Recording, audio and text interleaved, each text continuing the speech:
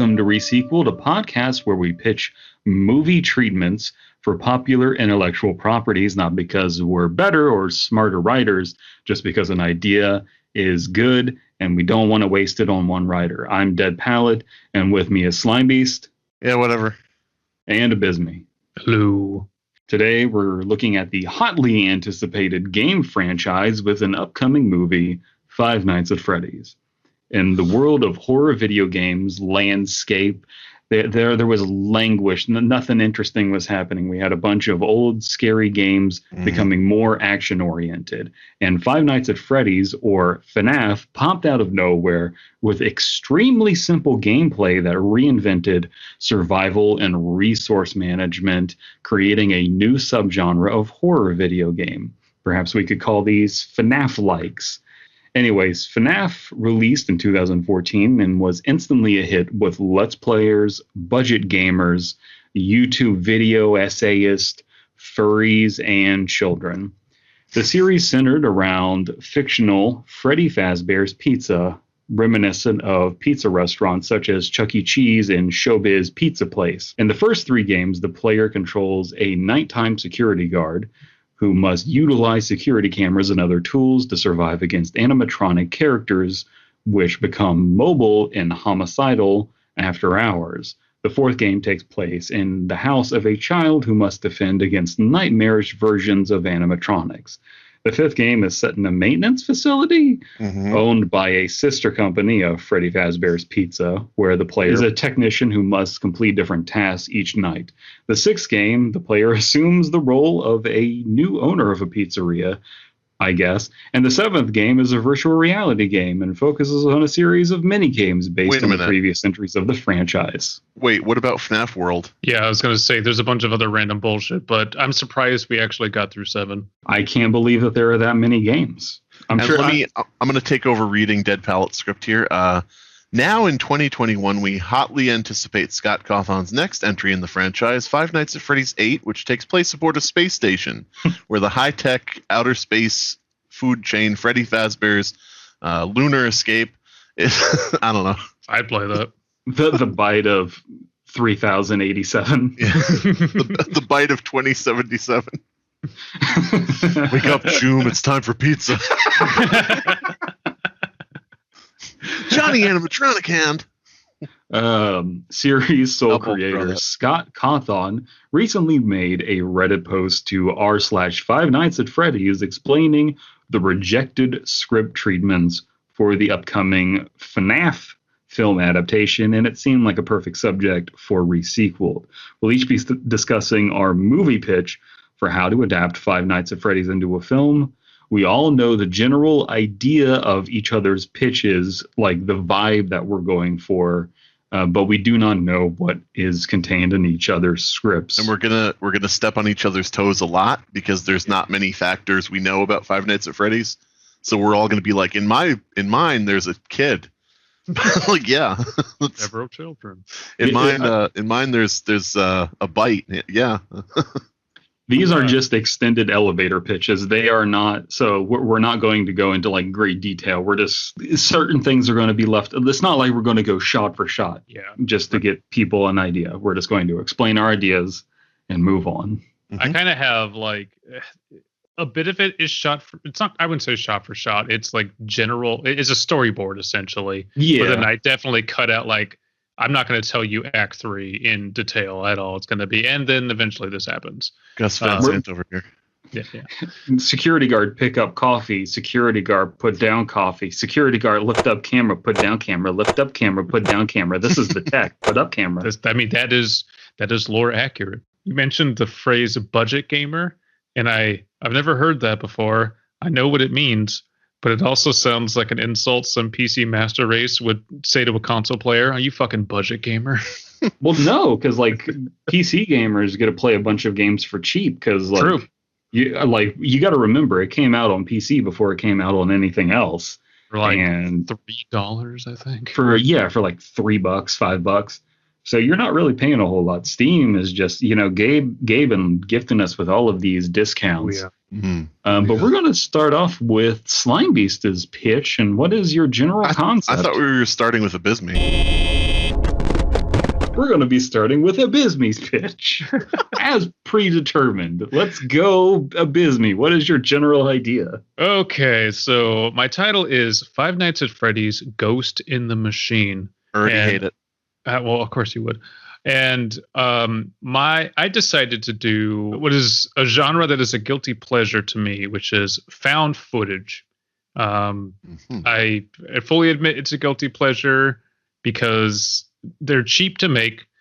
They're usually not very deep, and they all run, much like FNAF games, into the same tropes over and over and over again. But occasionally, you do get a nice gem here and there. Well, cheap, easy, and full of tropes. And this is your FNAF pitch? I don't see the connection. Sorry, DP, go ahead. It's a good place to start because FNAF works a lot based off of sound design. Yeah. And you can do a whole lot with just spooky sounds. And it's cheap, but if it's effective, it's effective. And most of games 1, 2, and 3, well, not most, but a lot of them are spent looking at camera footage. So this is true. It would be there's no real leap between. I guess there's less of a leap between playing the game and watching the movie for your audience who was familiar with the game. Dude, what if it was just the CCTV footage and there was no night guard? It was just the animatronics going about their business. Dude. We're coming up with a fourth pitch here. What if you have the theater experience be that everybody sits there with a tablet and they can switch between cameras and watch the movie? Oh, like an AR arrangement. That's more complicated. Then someone comes in with an AR. Yeah, that's more complicated and ingenious than what they're going to do. But that would be great. Not the AR-15 part. Okay, let's get into your pitch. So this takes a setting of FNAF 3. And kind of changes around names and characters and some of the intentions. But I'm kind of, if I had to adapt FNAF 3, this is what I would do. And for our people in the audience who don't know what FNAF is, FNAF 3 is the one where you're actually watching over a closed restaurant, I think.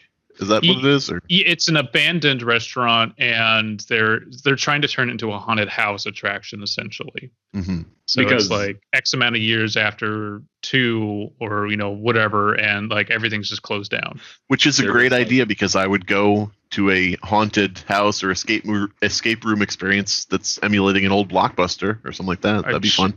Abandoned mall, anybody? Because wasn't it the setup that Freddy Fazbear's turmoil and it shutting down and everything became public knowledge and everyone knew about it. So it just became hey, let's make an amusement park kind of thing out of it. Right. Oh, yeah. All right. The year is 2015. A famous and successful YouTube channel by the name of Hardcore Haunters is about to make a big announcement. Bolstered by their lucrative ghost hunting and urban exploration videos, the channel members have decided to diversify their content and branch out into the haunted house business. So already this is going to also be taking digs at YouTube channels, which, is endlessly fun and relatable. Hey, everybody. My name's Hauntiplier, here for hardcore haunts. Hauntiplier. Now that's going to be a thing. You've just willed it into existence. Isn't it more of a Sony J Station thing? 3 a.m. FNAF Freddy challenge. Hot Freddy challenge. Five Nights at Freddy's is a real franchise in this universe, but it has been out of business for over a decade. Looking to capitalize on nostalgia for the franchise and the still popular genre of ghost hunting, the channel purchases an abandoned FNAF restaurant from a bankruptcy proceeding. Now, the Freddy Fazbear's Pizzeria, in other words? Yeah, okay, exactly. I just wanted to make sure. Now, good point clarifying. Yes, so they purchased a Freddy Fazbear's Pizzeria. And I kind of went back and forth on, do they just get some cheap building and then fill it with stuff, or do they actually get an old restaurant if they can? That could go either way, really, because the end result is going to be the same.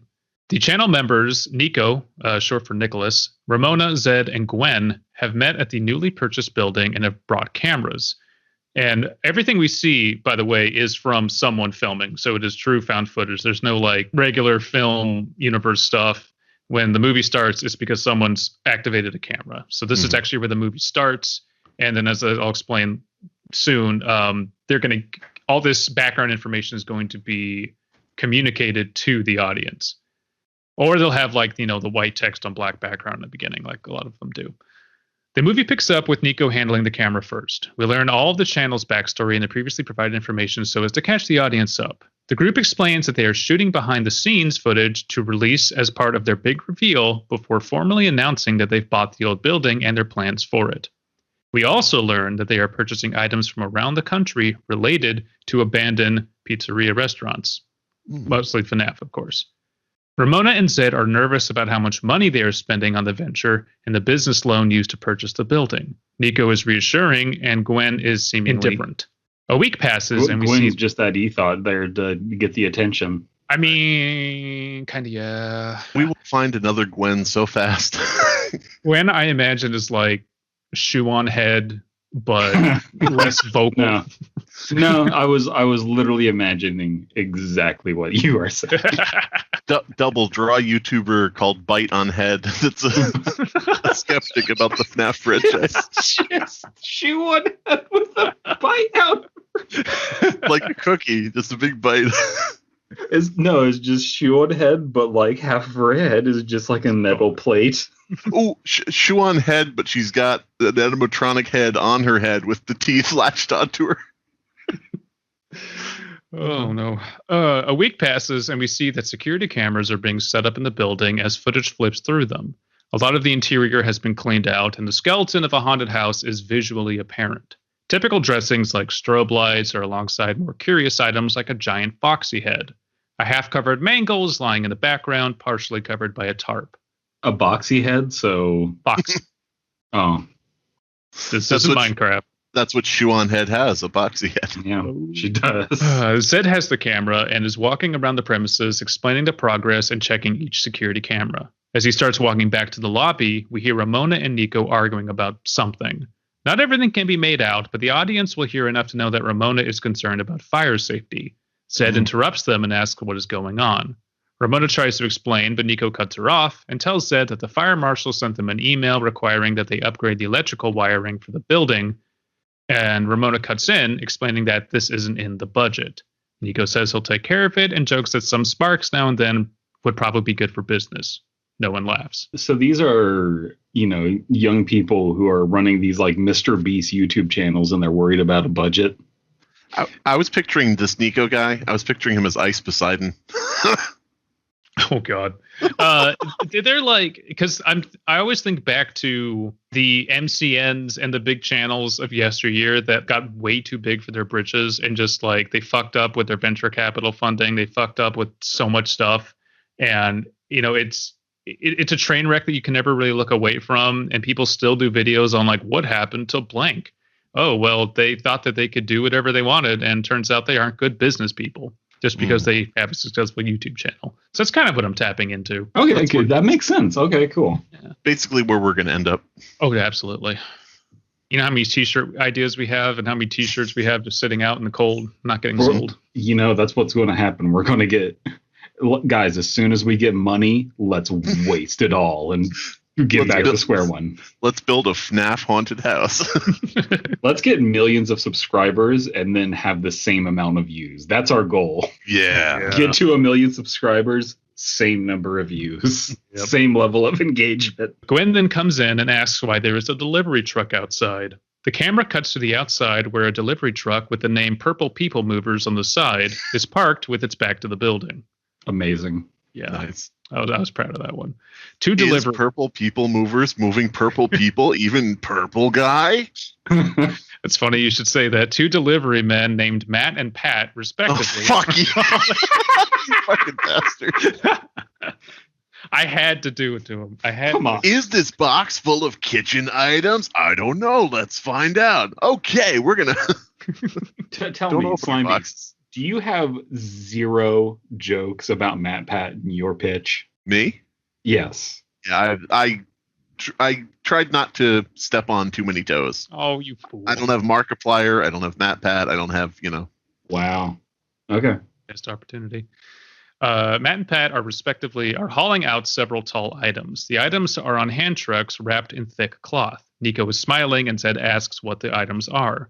Nico says it is a surprise, which causes Ramona to have an audible groan. Nico beckons them and delivery men back inside to unveil the items. The camera cuts to a large, mostly empty room wherein the 4 items are placed in a row, not unlike restrained prisoners. As the delivery men unwrap each item, the protagonists all make surprised and impressed sounds, even Ramona, who was wearing a look of delight mixed with concern. The items are revealed as authentic Freddy, Bonnie, and Chica animatronics, with a mysterious 4th model. The first 3 are in decent shape, but the 4th is degraded, dirty, and doesn't look like it could function without a major overhaul. So you do have Markiplier in this. Okay. The fourth one looks degraded, not like it once was. Dirty and disgusting. The 4th one's yelling about something, mostly about Chica, but is looking for a dog. Chica, how did I get here? The 4th one is just a standee of MatPat doing his like hand on chin thing. They're just gonna put it on a wire and it's gonna pop out from around a corner and jiggle in your face. Game theory. Ramona, Gwen, and Zed look at Nico in near disbelief. Nico smiles and confirms their suspicions that the rumors are true. He has secured a Springtrap model, possibly the last one in existence. Ramona and Nico. I don't understand this concept of Springtrap being Springtrap from the outset. Is that canon? Is that lore? I don't know. I don't. It's not lore that there was only ever one. It's lore that like the thumbnail image for FNAF 3 is Springtrap, and it looks very ugly and disgusting. Mm-hmm. And he also is in 4 and in Sister Location. But my point is that like before Springtrap was Springtrap, they never gave Springtrap a name like Freddy or Bonnie. Was he like I always thought he was like just Golden Bonnie. It's until he Springtrapped someone. But yeah, the thing is, Abysmii started this out by saying characters and things will be changed. So who gives a fuck? True. Well, and in 3, it's just called the Springtrap suit. So in this version for me, it's, there was also like these lesser seen Springtrap suits because stuff happened with them. And so like they're almost like legend. So I'm just confirming that in your pitch, it's the same as in the original where Springtrap is just called Springtrap and has no name. Yes, exactly. Okay. It's just called the Springtrap model, the Springtrap suit, whatever. So in yours, it also doesn't make sense, just like in the real one. Exactly. Okay. Because that's the poll. Oh my god. Okay, that's fine. That's fine. Model that no one knows about. Yeah, no, exactly. Ramona and Nico peel off to sign the delivery paperwork, leaving Zed and Gwen to slowly approach Springtrap. They exchange questions about how Nico could have found this given its legendary status. The next scene is shot by Gwen, who is walking through the building, now more outfitted and polished, talking with Zed on her phone. The two are testing the security cameras and some basic light-triggered effects. Gwen finds that the Foxy head is misfiring and isn't making the right audio cues. As she tinkers with the head, a loud sound is heard from behind. She whips around to find the Springtrap has fallen over, one of its ears rolling slowly toward her. Wait, so we do have a Foxy? We have a Foxy head. Okay, Right. So we have a Freddy, a Bonnie, a Chica, a Foxy head, and a Springtrap. And the Foxy head is lifted directly from 3. Like, they mentioned that in the very first night. It's visible on the camera. Like, gotta put that in. Okay. Zed and Gwen are explaining to Nico what happened. Nico is unhappy, stating that Springtrap is already in enough disrepair, almost blaming Gwen and Zed. They explain and prove their innocence with security camera footage that the suit fell on its own. Nico walks off unsatisfied. We cut to Ramona, now joined with Gwen and Zed, as they discuss how agitated Nico has become and how much work is left to do. Ramona brings up the ever-dwindling budget and how she tried to get Nico to agree to live stream for donations. The rest of the film shows more spooky things going wrong with the attraction. The team feels antagonized by Nico, but work continues. We hit our climax when the team attempts to do a test run with specially selected testers who are not aware of the channel and have to sign NDAs with other waivers, but have promised they'll be on YouTube when the attraction launches. So we're moving into the end here and have like a half a page left. So we've got our clout chasers, but not really because they don't know what channel it is. But Yeah. they know they're going to be famous on YouTube. Hey kid, want to be on YouTube? Yeah. Want to beta test something? Yeah. Which you could. It's literally a bunch of Fortnite kids in the beta test. Oh no. They're all default dancing in the waiting room. They're all just supposed to be like scared and stuff, but like they're just there flossing. The thing, Freddy pops out to scare one of the kids, and he goes, "Is that available in the nightlight form?" Can I have the poster of that on my wall? That's cool. Freddy tries to jump on a child, but the child does the purple justice thing and gets real low, and so Freddy just goes directly over him. Yeah. Nico is in the main control room / security guard room. Ramona, Gwen, and Zed are at different spots to help monitor the devices. This is for the test run night. As the attraction starts, the electrical system wavers intermittently. Glitches from audio cues spit loud, incomprehensible gibberish, which is apparently what I just wrote. At one point, a door refuses to open. Nico, angry, stops the Nico and angry. I was hoping God damn it.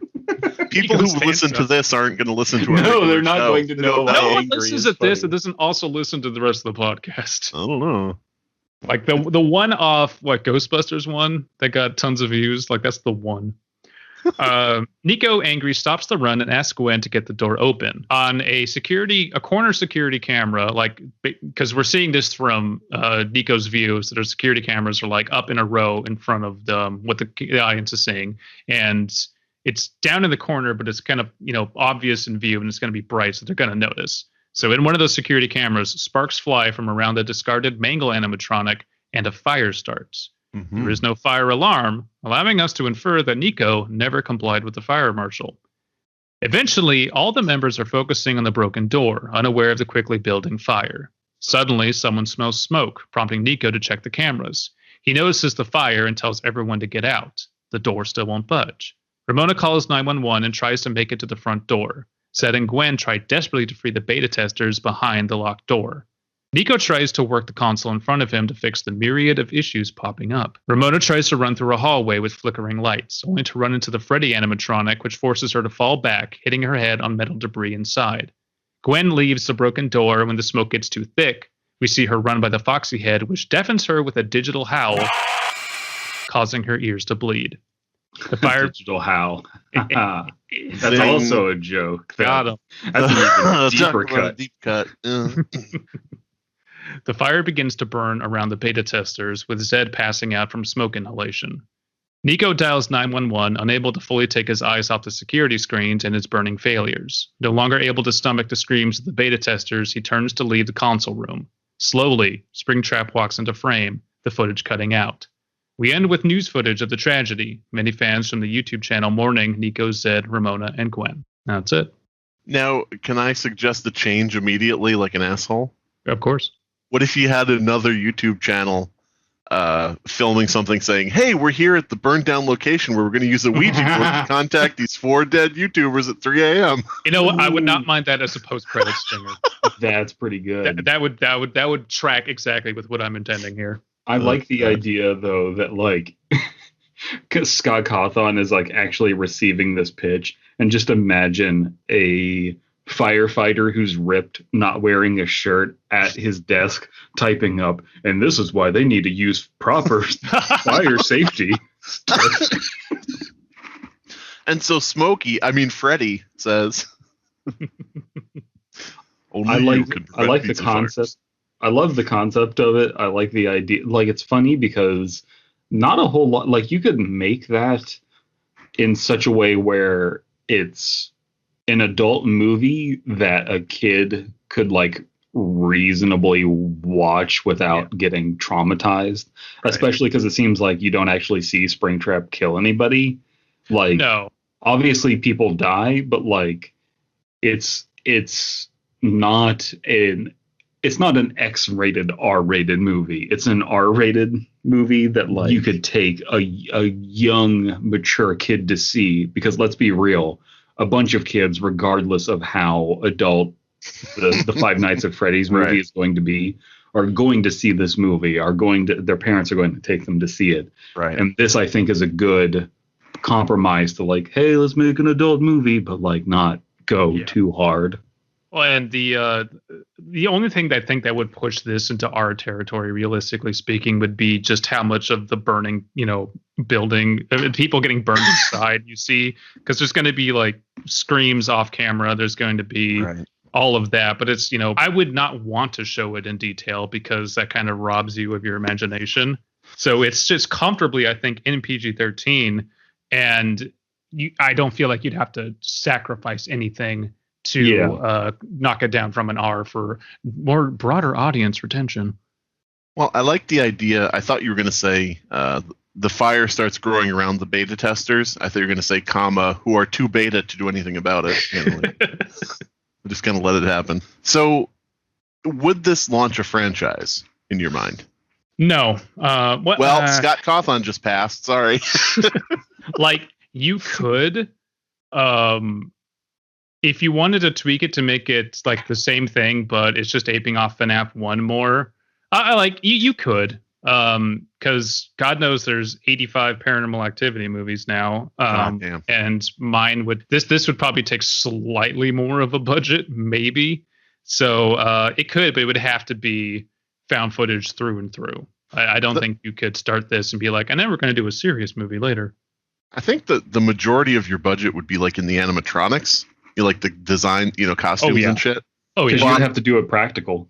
Yeah, exactly. Yeah, you could probably just get some nerds out there who already have it done and just say, want your costume you made in the movie? And they'd be like, yeah.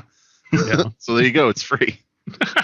Could be. No, you could easily sequel the shit out of that. So that was Five Nights at Freddy's Pizza Normal Activity? Yes. Yes. That is the alternate title. Yes. Pizza Ghost in the pasta shell. Was that? Ghost in the pepperoni. stuffed ghost pizza. I don't know. You could literally just call it Ghost in the Shell. Yeah. I don't see any way that you would get sued for that. No, absolutely not. Nope. All right. So who's ready to hear my pitch, which I now realize is probably longer than I thought it was? Whoops. So my pitch is called Five Nights at Freddy's, summer job.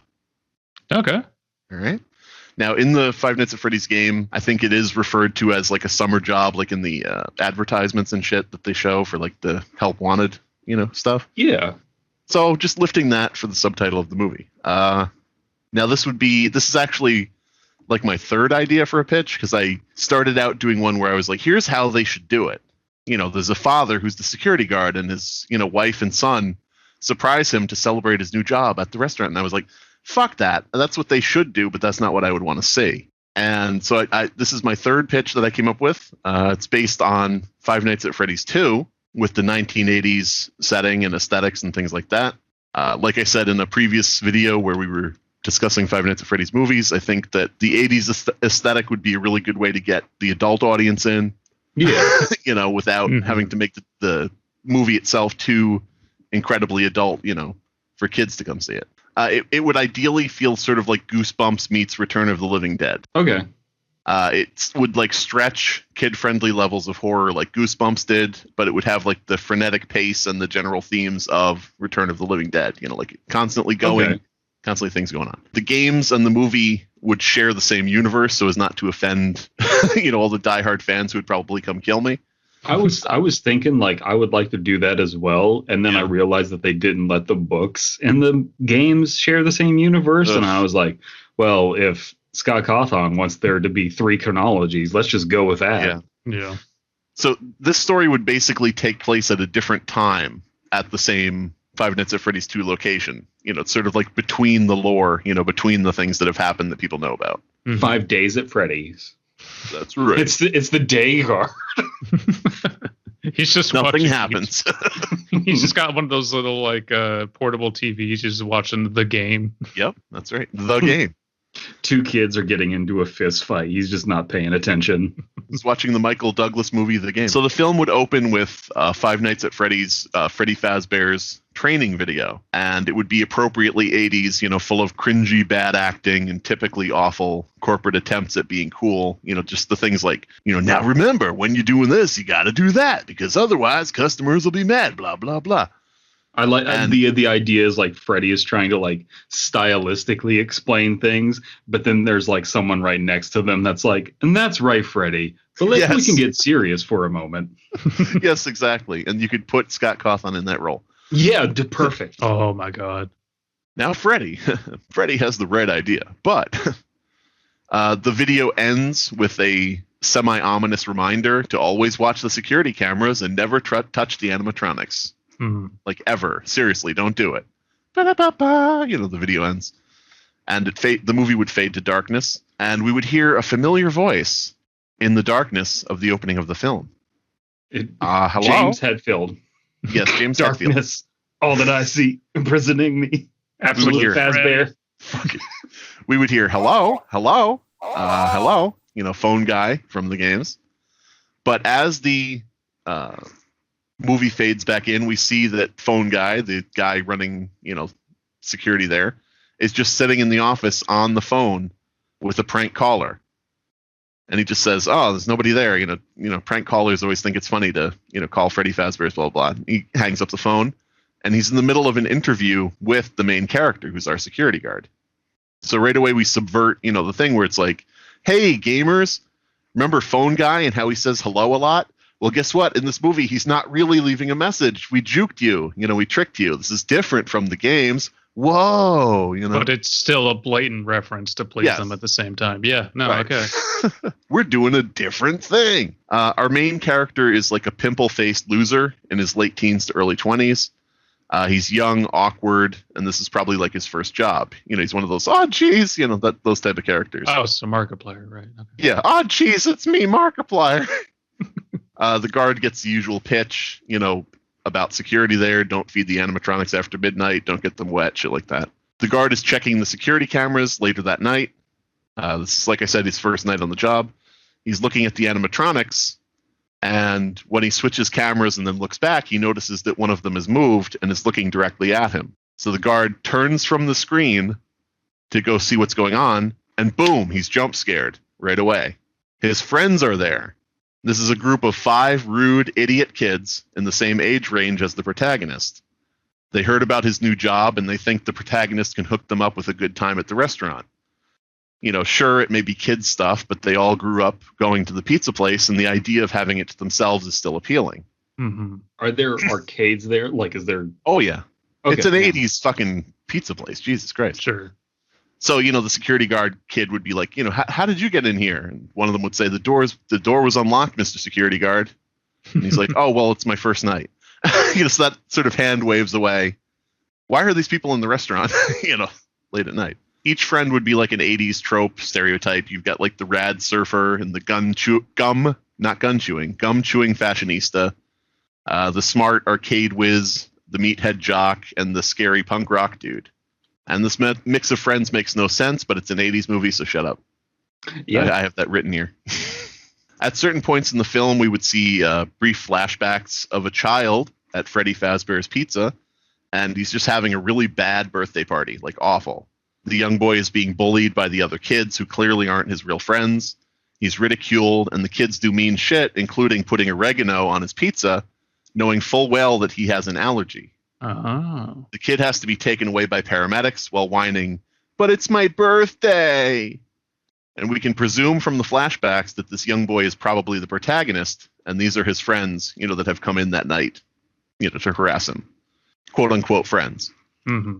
So from there, it's pretty standard. The punk kids have their run of the restaurant, while our protagonist security guard worries about them wrecking the place. He can't really say no to his pals. Oh, jeez. Yeah. Oh, jeez, guys, come on, get down off there. Oh, don't fuck that. Oh. So how does he like turn off the security cameras? Because they're running around, you motherfucker.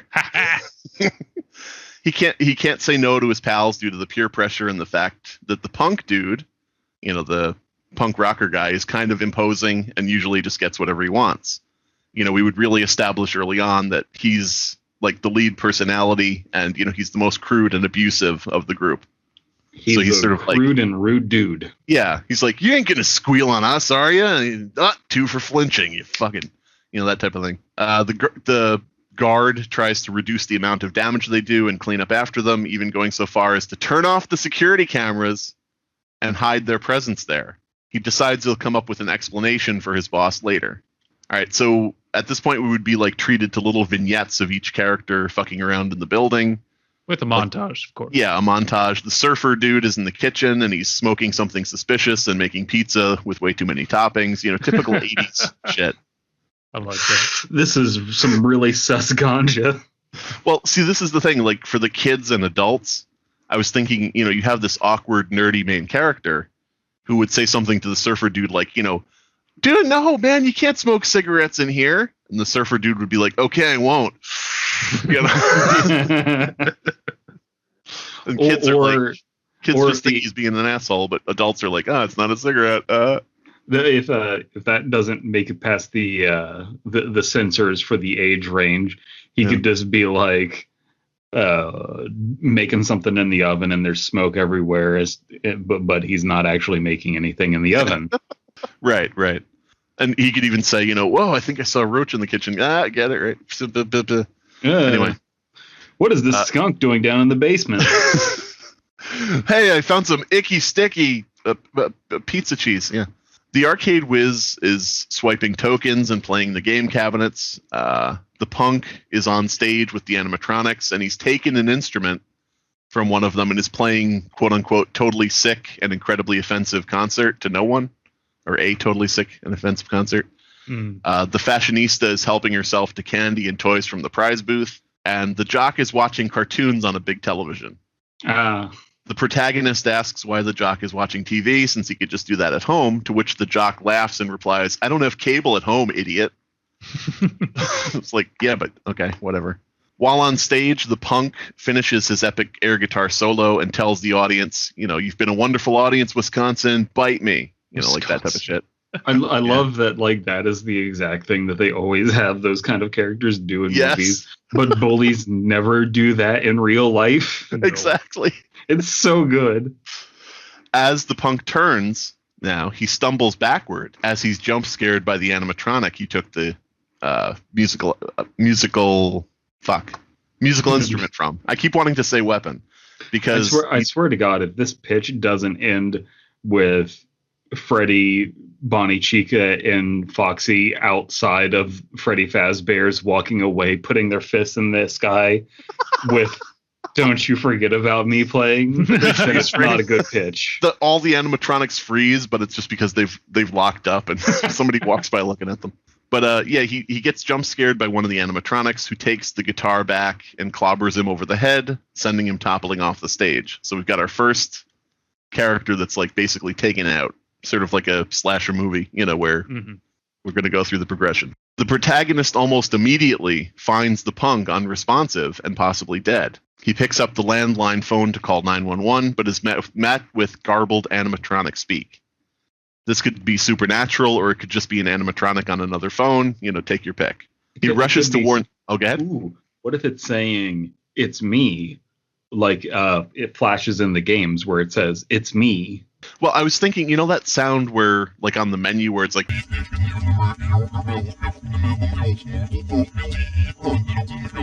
He rushes to warn the others, but no one is receptive. The surfer is stoned out of his mind. The fashionista thinks he just wants to get her alone for some funny business, and the jock is playing whack-a-mole and hits the protagonist with the hammer to get him to buzz off. So they're all just like, fuck off, dweeb. When the protagonist finds the arcade whiz... he's inside one of those like plexiglass booths where children are encouraged to catch as many tickets as they can. I don't know if you guys have seen that. Was that an 80s thing? Who cares? Okay. We're animatronics walking around. The game has Wi-Fi in the fucking Five Nights at Freddy's too. Does it? Yes. Yeah. Oh my God, that's not good. Yeah. So the arcade whiz is in one of those plexiglass booths where there's like a fan in the floor and it's blowing tickets everywhere, and he's trying to grab as many as he can. And he can't hear the protagonist over the noise of the booth and just continues grabbing at the tickets that he doesn't even need. As soon as the protagonist gives up and goes back to see if he can help the punk by himself, we see the wind in the ticket booth pick up speed. It's blowing harder and harder until the whiz isn't having fun anymore. He reaches to open the transparent door and escape, but a large animatronic hand reaches in from the side and slams it shut again, like holding it from the outside. The wind picks up quickly. He's lifted off the ground and slammed headfirst into the ceiling of the booth. So it's like a phone booth scene from The Blob or The Birds, but it's with a ticket booth and fucking animatronic. So this is like Final Destination meets FNAF.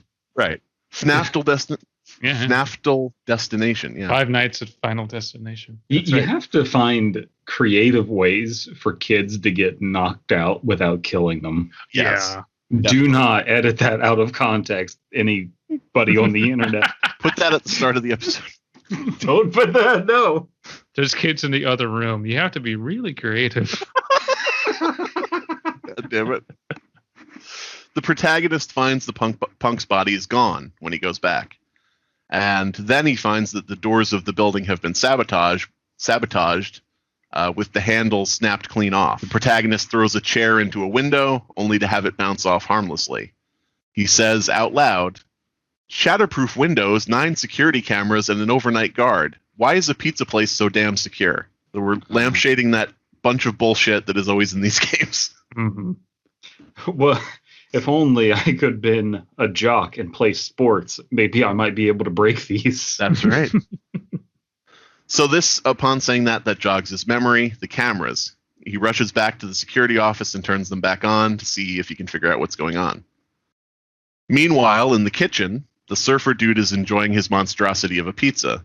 Think Teenage Mutant Ninja Turtles, the movie, ice cream, whatever bullshit you want to put on it. Scooby-Doo sandwiches. Yeah, Scooby-Doo sandwiches. He doesn't notice as the pizza oven turns on, seemingly by itself. The surfer dude is sort of like having fun with himself, talking, repeating. Oh, yeah. Sort of like repeating a Freddy Fazbear TV commercial line from memory as he eats, "Come on down to Freddy Fazbear's Pizza, man, where you the pizza's any toppings you want, blah, blah, blah." Come on down to Pizza Hut. Exactly. I like the idea of it switchbacks to the surfer and he's just fucking the pizza American Pie style. Yes.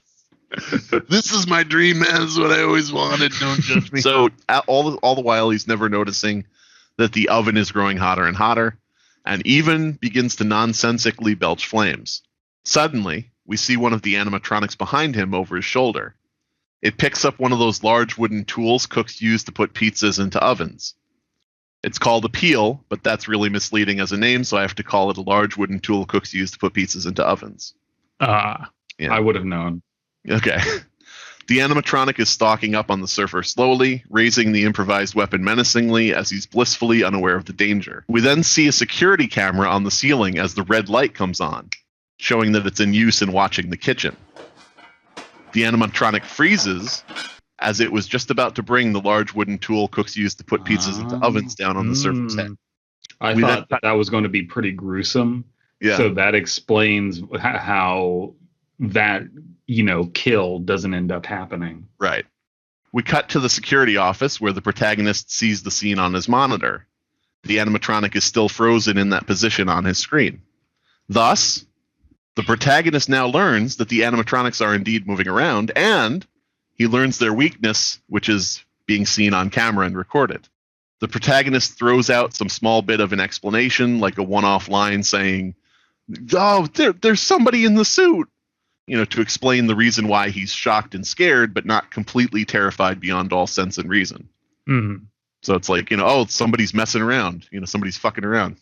He might also explain the premise of how this mechanic works, so that the little kids in the audience can be like, "Oh, that's what's happening." Oh, I get it.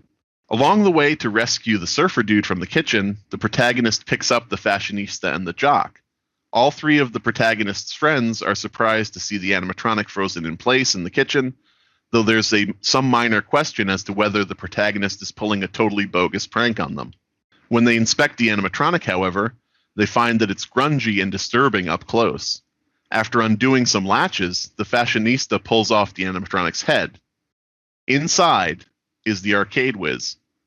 Metal has merged with his head and face, but more of a cyborg or RoboCop way than actual blood and gore. The whiz can barely say, "Help me," through clenched teeth, as it's clear he's somehow now being mostly controlled and held captive by the machine. Then the power goes out. As per the FNAF trope of leaving the camera on too long, but it's not permanent unlike in the game. The fashionista screams, the surfer dude immediately sobers up from fear, and everyone runs through the dimly lit restaurant, leaving the arcade whiz behind. When the power comes back up, the jock finds himself alone, standing face to face with an animatronic he nearly ran face first into. At first, he's terrified, but then a nearby arcade cabinet that's just come back to life speaks up. "Fight!" If it were at all possible, I'd like to have the actual Mortal Kombat music playing as the jock. Mortal Kombat wasn't a thing yet. Yeah. Well, it doesn't matter. It's FNAF. It doesn't matter. Yeah, see, this would be the soundtrack of the movie. You know, so it's not actually coming from the machine. But I'd like to have the Mortal Kombat theme playing. I know that would not be possible, but Yeah, you can license it, whatever. yeah. Well, As the jock, there is a bunch of like sounds, the songs that sound like the Mortal Kombat, not the movie, but like the game sounding. yeah. Anyway, just do a rip off of it. Who cares? yeah. Music playing as the jock and the animatronic get into a legitimate MMA brawl. This would ideally be an action. MMA wasn't a thing yet. Fuck off. This would ideally be an action sequence to lighten the mood after the previous grim shit that was just going on. Just a big muscle bro punching a metal robot, who in turn punches him back, and so on. Extra points for using plates, utensils, and other nearby items as improvised weapons. Eventually, however, the other animatronics appear and the jock is outnumbered. Without looking, he reaches off screen and grabs the final weapon, swinging it at the animatronics as they approach. It's the whack-a-mole mallet. As he looks at it with confusion, the machines ultimately swarm him in a dog pile. Like that typical moment in a movie where it's like, whoa, you know? So that's trying to lighten the mood a little bit after revealing the big horror of the fucking movie. Yeah. Goosebumps style. Joining back up with the group, we find the security guard, the fashionista, and the surfer dude are in the security office. The power is back on, and the security guard is checking the cameras while the surfer and the fashionista freak each other out more and more in their hysteria. Collecting his wits and calming the others, the protagonist insists that they all have to hide in the security office and wait out the night. The other two disagree and think the best course of action is to get out of the building as soon as possible, ignoring the protagonist's insistence that he already tried that. The fashionista claims that she's small enough to get through a vent and could go for help, but the protagonist says none of the vents are in camera range and it's too risky. While his back is turned and he's looking at the cameras, the fashionista and the surfer exchange a look, then a nod, and slip out of the office quietly. The protagonist turns to tell them something, notices they're gone, and sinks into his chair. They made their choice. Now it's time for the big reveal. We see a storeroom where an old animatronic sits in shadows. The animatronic twitches occasionally as we draw closer, and as the camera travels up the animatronic's body, we see that its oversized head is off and sitting next to it on the table. Inside the suit... I'll say what now? I see my head come Yeah, off. I mean, how do you avoid it? Yeah. How do you avoid it with this fucking game? Inside the suit, we see the punk. He's similarly RoboCop merged into the suit, just like the arcade whiz previously was. Ba-da-na-na-na. Ba-da-na-na. However, something's different. As he spasms and the suit jerks suddenly, we see that the punk has a dark, twisted expression of anger. He's staring forward, grimacing. How many times do I gotta remind you? You can't control me, the punk growls. Nobody controls me. He raises one large animatronic hand and studies it. It's clear that there's a struggle of wills. I control you. We see yet another merging, this time of film footage. The young boy from the flashbacks is overlaid onto the punk's hateful visage as both speak at the same time. This is my birthday party. The abused kid from the flashbacks isn't the protagonist after all. So the kid from the beginning who was being bullied by everyone is the kid who turned out to be the punk, the maladjusted asshole. You know, it's a thing that we could predict because of the way that you have to pitch it. But like, if it's not, if you don't have to say like, and we're meant to assume. Like, yeah. Well, that's the thing is we can assume that blah blah blah. Yeah. At one of the air grates, we see the surfer dude boosting the fashionista up into a vent. We see from her perspective as the surfer looks into the vent opening and the two exchange frantic last words about finding help and rescuing their friends from whatever's going on. Still from her perspective, we watch as the surfer dude is suddenly cut off in mid-sentence and pulled downward out of sight. The fashionista screams and then begins crawling through the vent as an animatronic arm reaches in after her. So you may notice we're not seeing who the arm belongs to in a lot of these. Right. If you get the idea. Panic-stricken, the fashionista reminds herself that she's safe because the animatronics are too big to fit into the vents. She crawls on for a bit before seeing something in the darkness ahead. a pair of glowing eyes that flicker on. Quickly, an endoskeleton, ladies and gentlemen, with its suit off, scrambles at her, shrieking all the way. So you've got just the creepy-looking fucking endoskeleton in the vent because the suit wouldn't fit. Right. Now, is it Mangle? Because that was from It number 2. It could be. See, this is the thing. I haven't specifically named any of the animatronics, so you can substitute in whatever you want. Gotcha. Yeah. Well, it does need to be Chica in the kitchen, because why wouldn't it be Chica in the kitchen? Exactly. And it needs to be Bonnie with the guitar. So, right. Yeah. The protagonist spends the rest of the night in a montage of checking cameras and lights, closing doors, etc., in a semi-comedic representation of how the FNAF games actually are played. However, instead of seeing normal animatronics on the screens, he's seeing the faces of his friends trapped in the suits. All except for the punk character, who is still somewhere in the mix, but is yet to be revealed. The screens could also flash messages like, "It's me," and so on and so forth, which would be a twist on the original line from the games, because the main character now actually knows the people he's looking at. "It's me," that type of thing. Mm-hmm. "Open the door, it's me," it's your friend. Ultimately, the protagonist sees an animatronic in the hall next to him and expects it to freeze when it's on camera. At first, it seems to work, but then the machine begins moving again, walking in full view of the screen. "You're not supposed to move," he mutters in surprise.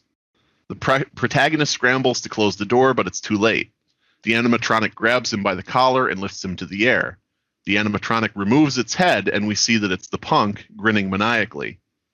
"I know I'm not supposed to, but I was never good with rules," the punk answers, or something written better. The punk throws the protagonist into the hall, hard, and the protagonist barely gets to his feet before a large metal animal foot stomps down where he was lying. A cat-and-mouse game throughout the restaurant ensues, with the protagonist narrowly avoiding getting killed at several turns. The other animatronics basically stand watching. They're not frozen like they would be on camera anymore, and instead seem to be quietly observing. This is, basically the punk's show now. He's like the dominant personality, once again. This scene would play out with various fun and spooky interactions, hiding behind arcade cabinets, under dining tables, lots of stuff getting destroyed, shit like that. Eventually, the pair end up in the kitchen, where the punk picks up a pair of pizza cutters and proclaims that it's time to make a slice of pizza face with extra grease. In a last-ditch effort to protect himself, the protagonist throws condiments at the punk animatronic monstrosity, including a glass shaker of oregano, which hits him square in the face and shatters on impact. "Oh no, not oregano, his Achilles heel, his kryptonite, no." Seizing the upper hand of the punk's allergic reaction, the protagonist is able to beat him over the head repeatedly with a pizza tray and pulls some important-looking wires that cause him to spark and sputter. While he's hitting the dude with the tray, he could probably say some cheesy movie line like "the party is over." I don't know, whatever. Whatever. He can say this truly was Five Nights at Freddy's. Perhaps the animatronics are the friends I made along the way, literally. There's the sound of a chime, and the protagonist turns to see a nearby clock turning 5 a.m. His shift is over. He turns to see that the punk is gone, and when he leaves the kitchen, the other animatronics are gone as well. They're all back in place, on the stage, and so on. The protagonist quietly stumbles to the front door, never taking his eyes off the machines. He's startled again, and we get another jump scare as his boss, the guy who interviewed him, puts his hand on the kid's shoulder and demands to know what the hell happened in the restaurant. We fade to the protagonist and his boss in the security office again. The boss has set up the existing footage and sits the protagonist down to watch it. Okay, now here's the mega lamp shading, okay? The boss dismisses the protagonist's story by showing him the first animatronic that moved early in the film. He explains that it must have malfunctioned, releasing hydraulic pneumatic gases which caused the protagonist to hallucinate. The story doesn't add up, but the boss says there's no footage of anything the protagonist claimed and shows normal videos. The protagonist insists the footage must be from another time, but the boss shakes his head and insists he'll need to snap back to reality. Oh. I was waiting for it. If he wants to continue being a member of the Freddy Fazbear family. Unlike every protagonist of the FNAF games, or at least the ones I know of, instead of getting fired, our protagonist quits. Says, why would I come back? Fuck off, gives him the finger, whatever you could get away with. So we're leaving the fate of his friends a mystery, as per the original Charlie and the Chocolate Factory, and we're not getting any spelled out happy endings, unlike the Tim Burton version. that I fucking hated that in Tim Burton's version where it was like the kids are all okay at the end. It's like fucking. I'm surprised you even bothered to watch it. Yeah. All right, so we end. It's finally at the end on the animatronics performing for a few children as the protagonist walks past them to leave the building and leave his job forever. The music seems a little bit off. It seems more metal, more angry. The protagonist stops as he's just about to push the front door open, and he turns to face the stage slowly. "That's our show for now," says the animatronic. Then, in a sinister yet familiar voice, it adds, "Bite me." The end? Question mark? Question mark? So yeah, the line from the punk earlier when he's on stage where he says, "Bite me." Yeah. But that's my goosebumpsy, Return of the Living Dead-y, bullshitty thing. 9 out of 10. No MatPat reference. So Yeah. No MatPat reference. Sorry. Yeah, I also got to have that covered. Yeah, that's true. I do got to say though, both of you have failed at making a Five Nights at Freddy's movie because they're only there one night. Well, why would you? Yeah. Why would you ever come back? Why would you ever fucking come back? That's the real thing you have to worry about in these scripts. See, okay, if we were writing a miniseries, then all of them would have to be 6 nights long or 6 episodes long, 5 nights, and then the secret night you always unlock. But we're making a movie. Right. Well, here's the thing. I was tasked with making a more realistic version, and when I say realism, I don't mean the reality where there aren't animatronics that walk around. I mean something that's trying to adhere to reality more closely than the games are. All right, so tell us about how your movie... And by I was tasked, you meant you said I claimed this one when we first floated the idea? Yeah. Yes, I did. Self-tasked. So tell us all about how your movie takes place at KFC. Go ahead.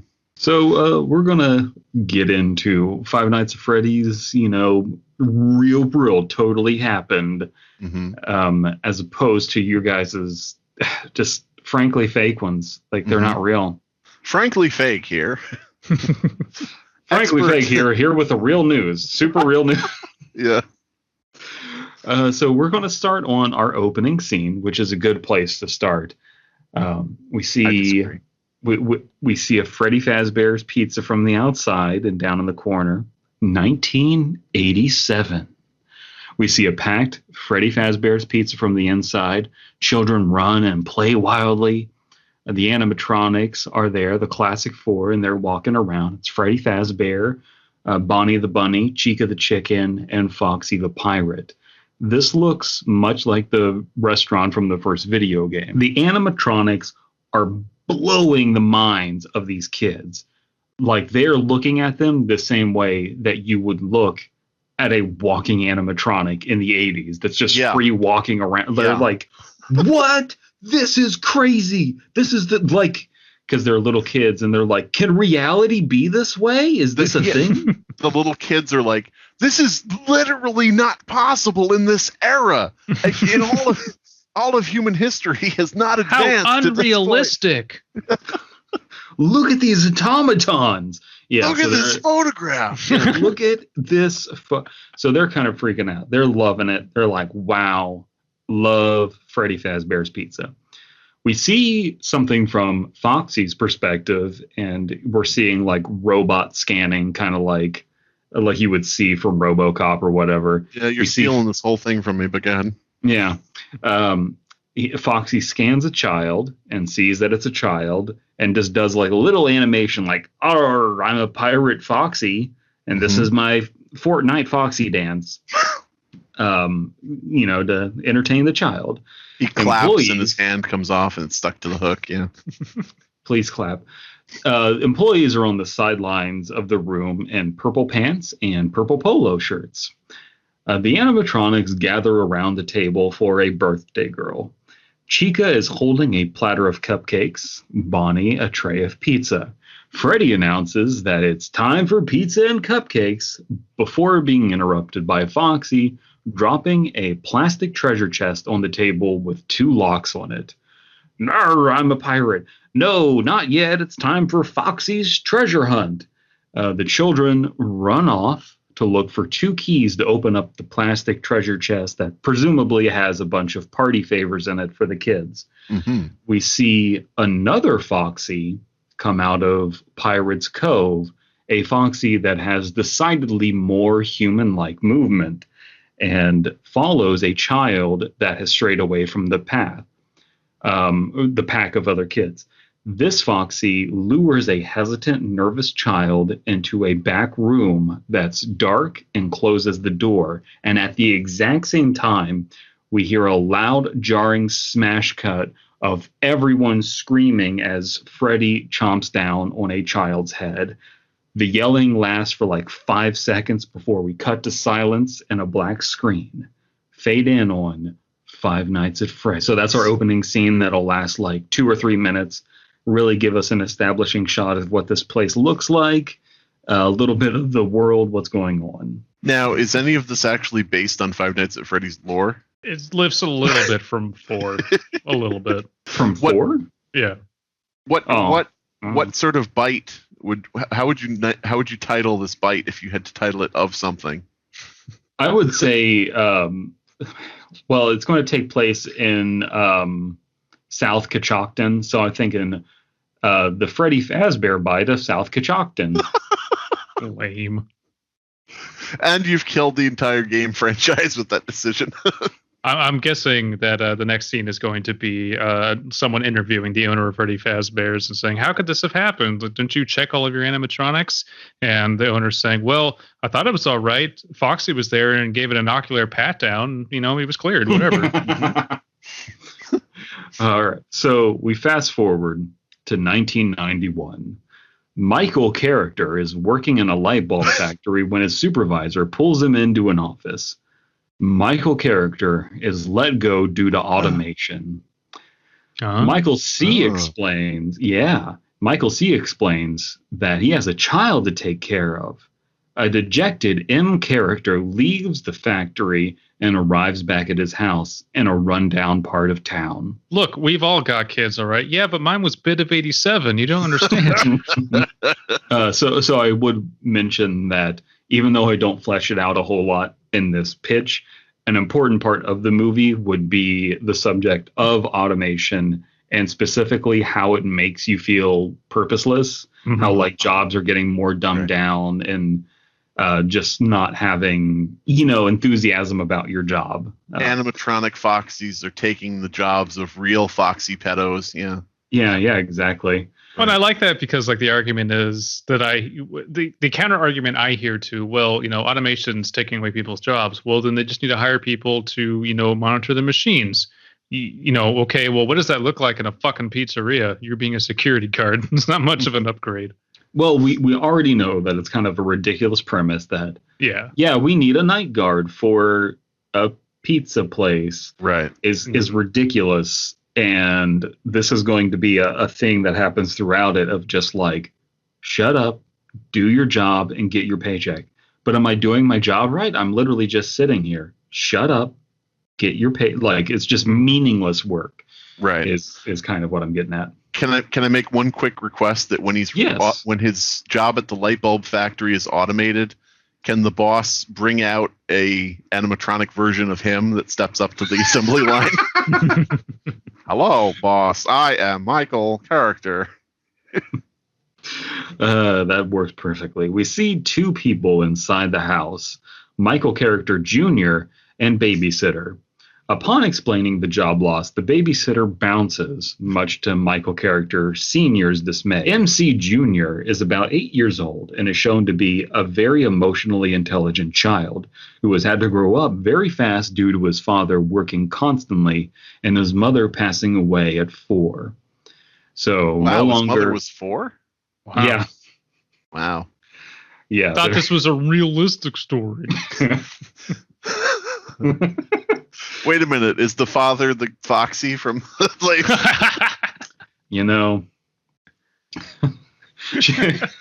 it was a baby. The baby was bit of 87 and it was also she died in childbirth. Yeah, she was born and then she died. God damn it.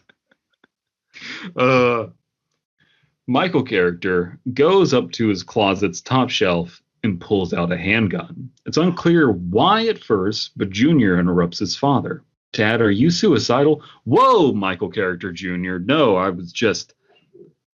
I'm worried about what's going to happen. I got to go to a job interview. And what if you're at home with no babysitter?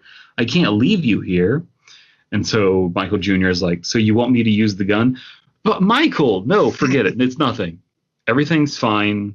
Michael character tucks his son into bed and looks for a job in the papers. Remember when that was a thing? Yeah. No longer are you going to ZipRecruiter. Not even Craigslist is the thing anymore, is it? No, it is. You just can't get laid on Craigslist. Yeah. Goddamn. So I'm sorry. So I didn't mean to interrupt. He gets the gun. He goes and shoots his kid into bed.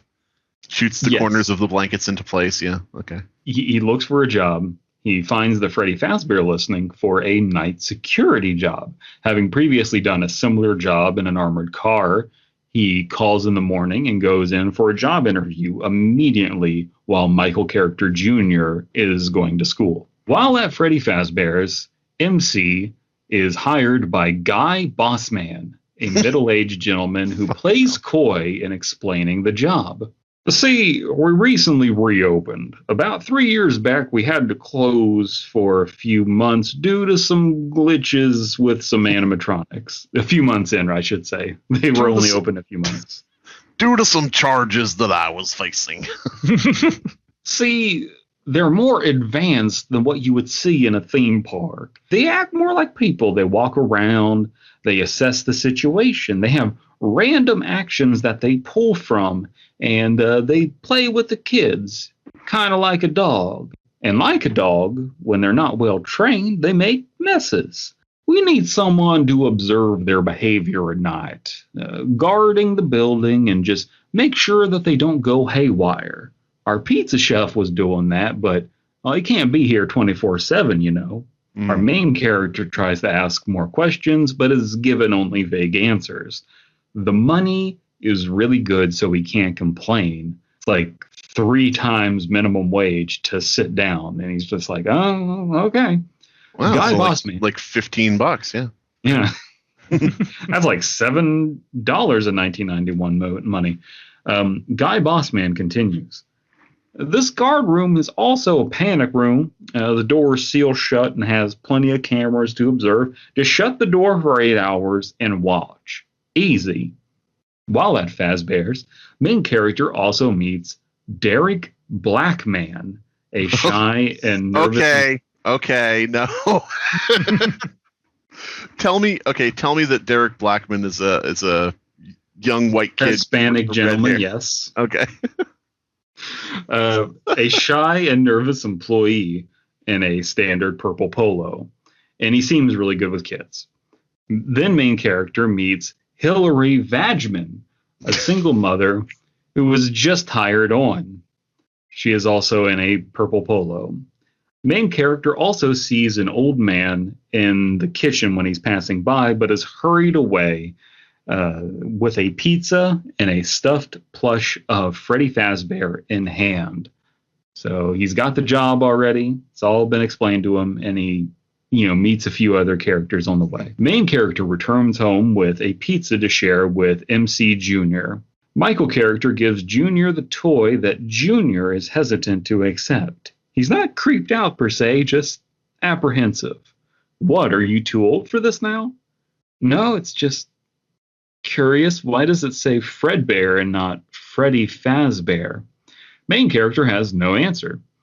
Main character tucks Junior into bed and says that he'll get a babysitter soon.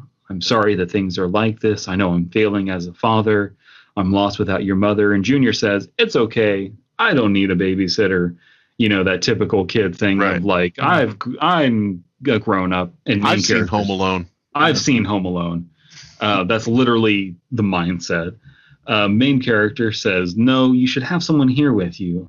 If anything weird happens, call 911. I don't care if I go to jail and child protective services. I need you to be safe. So we're learning that, this really is just kind of like out of his hands. He doesn't know what to do. He's trying to be a good dad, but he's just failing. Junior passes out, and main character goes to work. And then we see on the screen, like a Tarantino movie, night one. Main character goes into a creepy, unlit Fazbear's and sees that the animatronics are still in their places, not moving. He then goes to the guard room and shuts the door. Tension builds quickly, and, the typical spooky things happen. But they ramp up real quick with withered animatronics busting down the door, yelling high-pitched screams. Freddy breaks one of the glass windows and lunges at the camera in the same way that he does in the games. And this wakes up the main character from a dream. So we get the immediate just like false start of a dream where we can get some really creepy images out there up front. Right. He fell asleep on the job. After a moment of gathering himself, the camera slowly shifts up from the desk he was resting his head on. Without focusing on it, barely visible in the shadows outside the glass window, you can make out Freddy, motionless, looking at the main character. Michael character, unsure, turns on his flashlight and is startled seeing Freddy. Freddy isn't moving. Eventually, Freddy blinks. Freddy blinks again, and once again he blinks, but when his lids lift, there are no eyes, just darkness. All that he sees. Focusing intently on Freddy's face, main character gets startled by a static burst that comes out of the CCTVs. Now, there's a bunch of different TVs there instead of just like one TV that you switch, because that doesn't make any sense. Now let's be clear here. A tablet, an iPad, regardless of era, in the games you have a fucking iPad you lift up and look at. In the 80s. So instead, it's just a bunch of monitors. They're no longer showing the facility. It's just flashing the message, "It's me." Freddy jostles his head around, looking in the security room before tipping his hat and shuffling away. Milady. I'm a security guard. At daybreak, main character hesitantly opens the metal door and leaves. Night 2. Tension builds and animatronics start wandering around more. Main character watches on the cameras as Chica goes to colored tiles on the wall and begins tapping on them before looking at the camera. Chica repeats this action over and over. Eventually, you fucking nerd. Okay, yep. Eventually, out of boredom and an epiphany, Michael character attempts following the pattern that Chica was doing on the colored tiles on similar colored but darker and more muted tiles in the security office. Boom!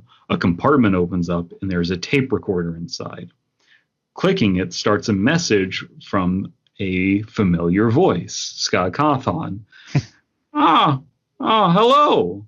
This is a recording. I'm Cornelius Glasses Face. God damn it. I was commissioned by one Guy Bossman to make these animatronics, but they are a league above what you'd find anywhere else. These are notes for myself and anyone else on how they work, so just some basic questions answered for layman's. For one, I need to get this out of the way. They do not operate randomly, even if it seems that way. They pull from a list of approved functions, works based off of inputs from the outside world that they're coded to understand, and the controls via the giant control panel located in the basement. I repeat, they do not randomly act. They are not human. If they are moving, that means they are being allowed to by either Bossman or someone else he's let do it. They should also be regularly shut off. And then there's a loud clattering heard on the recording. Speaking of which, I need to iron out the balancing of platters with food on them. So just kind of a comedic thing that he forgot to put cupcakes on the tray. The recording stopped, and Foxy runs down the hall and taps on the glass with his hook, eyeing the main character. Michael character needs to use the restroom and notices a smelly bucket in the corner. Smelly bucket. My favorite FNAF character, the smelly piss bucket with eyes. By the way, I just want to state, and I don't want to totally train wreck the whole thing, but I do think that your movie pitch has a really good chance of being picked up by this one producer I've heard of. The naming scheme of all your characters, I think, will really appeal to him. It's a dude named Filmo Actress Toucher.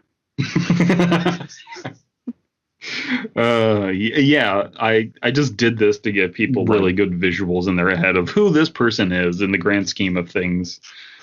Guy Blackman, was that one? Yeah. Yeah. I wanted to give a good picture in people's minds. I have to, at the end of this, I want you to tell us who you envision playing whom. Michael character is going to be played by Bruce Willis. I see. Michael character Jr. is going to be played by the kid from Sixth Sense. He's like 35. Well, we'll do like a de-aging. Digital de-aging. He'll be the same size he is now, but with the kid's face. It'll just be mocapture. The same technology they use to make cats. No, and Michael and Derek Blackman will be played by Steve Blackman, the professional wrestler. I see. White karate man. Day 3, not night 3. Main character visits Boss Man to ask questions about the animatronics. Are they dangerous? Should they be turned off as per Glasses Man? What about the basement? To which Boss Man replies, who's telling you this? Glasses Man is no longer with us. Yes, the truth is, the incident that shut down this place was bad. A child was bitten by Freddy's mechanical jaw and lost his life. But it was a freak accident. That one that Glasses Man felt he was responsible for. I assure you, we've been testing his updated version of the code ever since, and it's worked fine. I, of course, paid for the lawsuit, but Glasses Man was charged with manslaughter before killing himself. I don't want people to think that he's a villain. It was an accident. Anyway, there is no basement here in this pizza place, so just get that out of your mind. Main character leaves unsatisfied. He shows up to work early and catches Cookie Oldman, the pizza chef, before he can leave. Played by Gary Oldman, again. Main character asks the same questions. Cookie Oldman replies, go in there, lock the door, piss in the bucket, and come out in the morning. I know it feels bad. I know you feel useless, but you are useless. You can't do anything. Stay safe and provide for your kid. Okay? And then he rudely leaves. So we start night 3. Chica and Bonnie show up on either side of the windows as the power outage jingle plays. Everything is dark, but it's getting even darker. Unnaturally dark. Their eyes are glowing in the darkness, flashing. The backup lights kick in, and a Freddy Fazbear plushie is now on the desk next to the fan that wasn't there before. The fan was always there, the plushie wasn't. Clicking on the button on the back of the toy, a familiar voice plays. Cornelius Glassesman. Oh, well. I thought I was crazy for a while. See, the animatronics, they're just cold data. They run on zeros and ones like any other machine. But after that day, I can't act like they weren't different. See, the bite of 87 wasn't where it started. It goes back to Fredbear's Family Pizza. At the time, Freddy was our only animatronic. Boss Man had deep pockets and let me fulfill my dream of making robots. But the murder happened. It happened in the wood. That poor little boy was killed. And I acted like I didn't know, but I did. I had a good idea. The witnesses saw Freddy taking the boy, but it wasn't an animatronic. It was the suit, the fur suit. The first one we put on the skeleton, the endoskeleton. The endoskeleton, it would get all greasy from the kids hugging him. That's why we had the other one, the Golden Freddy. That took the child and killed him. The person. I look the other way. I know God won't forgive me. I know it. Just then, Freddy knocks on the metal door. Looking at the CCTV, the main character realizes that Freddy is in the kitchen and right outside the security room. Bum, bum, bum. Bum, bum, bum. And it's left open to interpretation on whether it's a ghost or someone else. We don't really know. We just know that there are two different Freddys. Two Freddys. Two Freddys. They're just two Freddys living it up. And then what happens when the bite of 87? Two Freddys. Do pizza. Frontal lobe damage. Not afraid of anything. Day 4, main character is livid and visits Boss Man during the day to ask questions. Tell me about Fredbear's Pizza. Who killed that child? Were you involved in this? Etc. etc. Boss Man replies, do you know what a little pizza shop can do? A pizza shop with secrets. For instance, both the mayor and the police chief eat here. Boss Man pulls out 2 pictures that the camera can see the back of. And there are Sharpie letters that say Susie and Jeremy. The main character is horrified, disgusted, and angered by what he sees. This little pizza shop has a circle of influence in this town. Yeah. You fucker. Yeah. Abysmii, do you get it? No. Okay, continue. I'm laughing at your reaction. And I happen to know that it wouldn't be hard to report you to Child Protective Services leaving your kid home alone. And even if that wasn't something I had on you, I have plenty of blackmail to go around. I get what I want. Come into work tonight and be happy about it. So does Abysmii really not get what's going on here? Nah. So yeah, Boss Man pulls out 2 pictures. We don't see what's on them, but the main character is horrified and disgusted. And but in connection with the town's elites, the people in charge. Oh, a child pornography ring. Okay. But what specifically, Abysmii? Look, guys, I'm tired. It's been a long week. Just spell it out for me. There's a basement. And there is a gate to this basement and a pizza place. Come on down to Pizzagate. Pizzagate. Fucking Brandon, God fucking damn it. God damn it. Every time he does this shit. This is a sincere pitch. Normal pitch, isn't it? This is a sincere pitch. Yeah. And it's realistic. Okay, QAnon. Livid and defeated, main character leaves. He picks up his son and hugs him.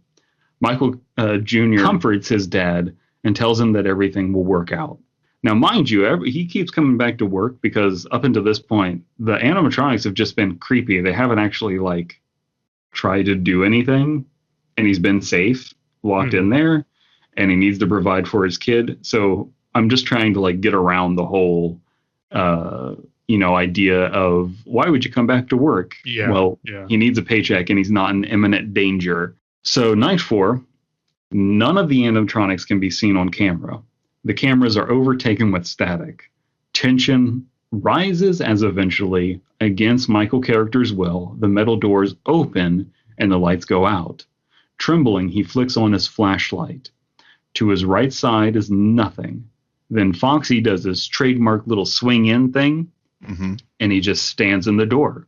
Oh. And then he points to the other side with his hooked hand. The main character walks along a dark path. Along the way, he spots Chica, motionless near some posters. Then Bonnie, whose animatronic bunny ears twitch. Freddy is next to the back room where they're supposed to be stored. Freddy pushes a metal box-shaped table out of the way, revealing a secret basement. Very hesitantly, Michael character walks into the dark basement. We immediately cut to him on the front porch of Freddy Fazbear, sitting with his hands on his head, intensely crying tears of sadness, trying hard to yell and scream, but nothing is coming out. Early evening of night 5, Michael character shows up near closing as everyone's about to leave, pulls out a gun, and tells Cookie Oldman and Hillary to leave. Bossman and Derek beg the main character to drop the gun, but the animatronics block the exits. Main character forces Bossman and Derek into the basement, where there is a green bunny suit and a pink and white fox. Main character forces them into the suits against their will as they beg and explain that the animatronics still have gears inside. Once they're inside the defective suits, the main character switches on a control panel. The gears begin snapping as loud screams are heard. Main character picks up a plastic treasure chest with 2 locks on it, leaves, picks up Junior, and leaves town for another police station. The end. Oh. Now I'm an idiot. What's up with the chest? So 2 things. One, apparently that was like a teaser at the end of Five Nights at Freddy's 3 where there was a chest with 2 locks on it. So they literally played What's in the Box for like a year. Yeah. And so it's a reference to that, but at the same time, at the beginning of the movie, it's just implied to be party favors. But at the end of the movie, it's implied to be blackmail. Mm-hmm. Oh, okay. I get you. And so whenever the main character goes down into the dark basement, we're trying to tiptoe around showing anything that is just explicit for the sake of explicit. We get the idea. There are dark secrets down there, and there are kid killers, kid predators down there. Evidence of that. So we just see the emotion of the character to just get the point across, rather than being exploitive. So in actuality, all of this time, it was actually Derek blackmail. Mm-hmm. Yeah, say. And so this does a few things. One, it sets up another movie with 2 Springtrap characters. And it also, here's the twist, just like Scott Cawthon releasing movies out of nowhere that you don't know about. At the same time this movie is being filmed and made, we're also making a movie with the kid based off Five Nights at Freddy's 4 with Michael character Jr. Ah, okay. I see. And so he's being harassed at home by the spirits of animatronics. Yes. Yes. Cool. I like it. All right. And what was the title again? It was Five Nights at Freddy's Pizzagate. I figured. I didn't actually come up with a title, but it's just Five Nights at Freddy's, I think you said. Well, here's the thing. It never really made sense to me, the idea that, I don't know, it just seems weird to... It seems like a coward move that it's just we're going to kill children, because that seems less likely than predators. It seems like predators are more common than people who are going to just stab a kid and like, oh, I enjoyed that, now I'm done. Yeah, it just doesn't make a whole lot of sense to me. So I thought, let's go down the route of actually touching on what it seems like Scott Cawthon is too much of a coward to do. Could you imagine a kid is at Walmart with their family and says, can I get this toy? And it's Purple Guy, an action figure Purple Guy. And they're on the ride home in the car. The kid's playing with Purple Guy. And one of the parents just offhand says, oh, who is that character anyway? Says, oh, this is Purple Guy. He's a child molester. And they're like, screech! Pulling over. Like, wait a minute. Not much better than the reality of a child killer. Right.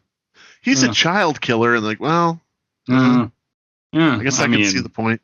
Yeah.